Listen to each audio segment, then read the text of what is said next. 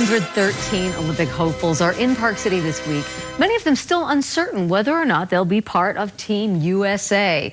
A lot is on the line for these winter athletes. Let's get back out to Mike at Olympic Park in Park City, where it feels like winter. And Mike, the stories that get them to the Olympics is often what connects us to them. Yeah, Dave, you're right. And chances are you've never heard the name Nathan Crumpton. But in the next few minutes here, we're going to make sure that come February, you never forget it. This is Nathan Crumpton. This also is Nathan Crumpton, and this is Nathan Crumpton, and that's Nathan Crumpton, and behind the mask is Nathan Crumpton. That's the kids' version of Nathan Crumpton, and elevated Nathan Crumpton in slow motion, and Nathan Crumpton in fast motion. And this, yeah, you guessed it, Nathan Crumpton. Now, let's be honest here, that's a lot of Crumpton to absorb in 20 seconds. But when you're interviewing a guy who's spent the past 6 years sliding 80 miles per hour down a sheet of ice, you just can't be slow. Immediately, I just thought, this is the coolest sport I've ever seen. Who does this? I didn't even know it existed. Born in Nairobi, Kenya, Crumpton has lived all over the world. Africa, Europe, Australia, the U.S., and the universal language between them all, Rugby, field hockey, squash, was sports. And Crumpton was good, especially when it came to track and field and the triple jump. He earned all Ivy League honors at Princeton and had his sights on the Summer Olympic trials. But the constant pounding on his body would take its toll.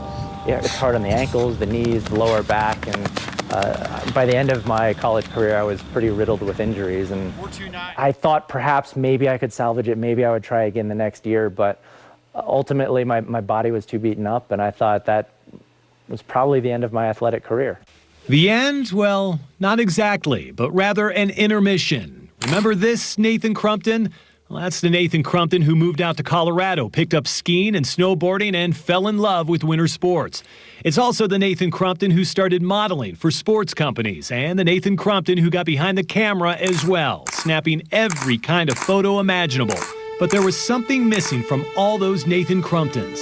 And that's when I saw skeleton on TV. It was 2010. It was the Vancouver Olympics. He simply could not shake the passion to compete. And I thought, this looks even cooler in person than it does on TV. Just watching people whip around these curves at over 80 miles an hour, the chin's about 2 inches off the ice. It was a little bit of a trigger inside of me. I thought that I got to give it a shot at least. So Nathan Crumpton moved to Park City. And he began to train, both indoors and outdoors, riding dry on the rails and on the ice, over and over and over again.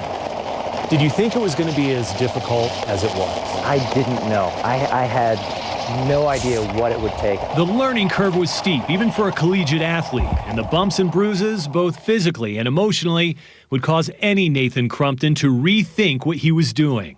Did you ever have a moment where you thought, you know what, it's not worth it, I'm done? I did. I would say it was the last Olympic year. So it was 2013, 2014. I was cut from the team. The coaches didn't believe in me. I didn't score points at team trials. They didn't think there was a future for me, and they cut me from the squad.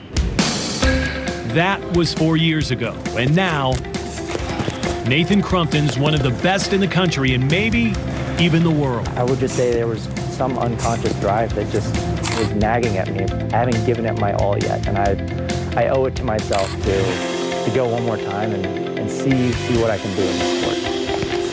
And that right there, yeah, that's the Nathan Crumpton everyone is pulling for.